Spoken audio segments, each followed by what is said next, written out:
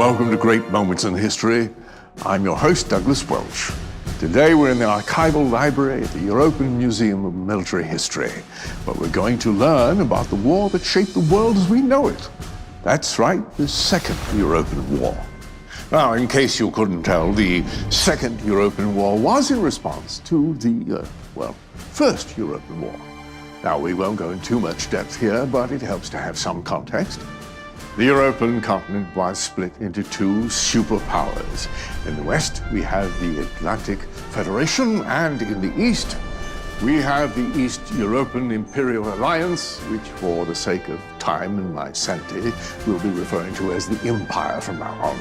Also, in this central area, we have the neutral territory of Gallia, which will reveal its importance later on. In the 18th century, the world saw a great industrial revolution. Everyone depended on a very precious resource known as ragnite to fuel their technological advancements. Tension rose over this very limited resource, and as you can well imagine, war broke out, the First Europan War. Now, this war was unlike anything the world had ever seen. Homes and families were destroyed on both sides.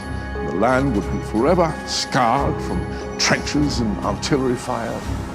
Eventually, a ceasefire was signed, but tensions were higher than ever, and ragnite was in high demand and short supply. Of course, this uneasy peace couldn't last, and in 1935, the Empire broke the ceasefire by aggressively crossing the border. We know this as the start of the Second Europan War. The world was still broken from the First War, and of course, the second invasion in 1935 was a shock to the entire European continent. The people were still recovering from horrible losses, and just as soon as this uneasy peace was negotiated, the treads of heavy tanks and fires of war swept once again over the countryside. Now, remember that neutral territory known as Gallia? They were blessed with rich natural ragnite deposits. And as you can well imagine, this made them a target for the Empire in both wars. Gallia took heavy losses during the Imperial invasion in the First Europan War, and as the tiny neutral principality just found a chance to breathe, the Empire invaded this tiny nation once again. Now, we have numerous first-hand accounts of the Gallian invasion from Gallian militia and eyewitnesses, including Irene Koller. Nevertheless, the Imperial invasion was as fast as it was violent, as troops rained down fire upon unarmed civilians with no discretion. Now, you might be thinking Gallia and the Atlantic Federation didn't stand a chance in the face of this powerful enemy, right? Wrong. Incredibly, the tiny nation of Gallia was able to fend off the Empire, though the battle was long and the losses were great. We've heard this story before, though, haven't we? Well, you may not realize that the Eastern Front was just as fundamental in securing the Federation victory. This mission was known as Operation Northern Cross. For all you history buffs out there, hold on to your trousers, for this is truly a priceless artifact. The actual journal of Commander Claude Wallace's Squad E, known for his heroic contributions in Operation Northern Cross. You see, the Empire was much more powerful than the Federation. The troops led by gifted generals such as Silvaria Bless and the Winter Witch Chromaria Levin.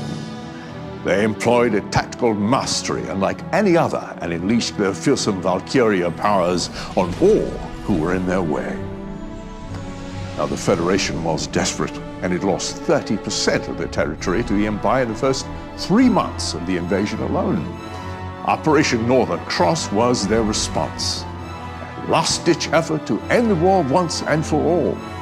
In theory, the plan was simple: focus troops on key locations in the Imperial defense and break through to strike swiftly at the Imperial capital, Schwarzgrat.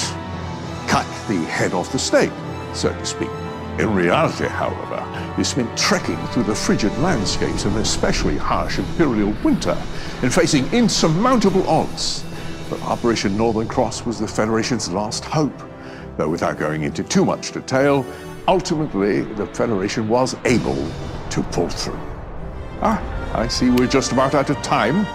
If you want to learn more about the Second Europan War, or how Operation Northern Cross changed the world as we know it, I invite you to visit the Europan Museum of Military History or discover for yourself Valkyria Chronicles 4. I'm Douglas Welch, and this has been Great Moments in History. Now get out there and make some history of your own.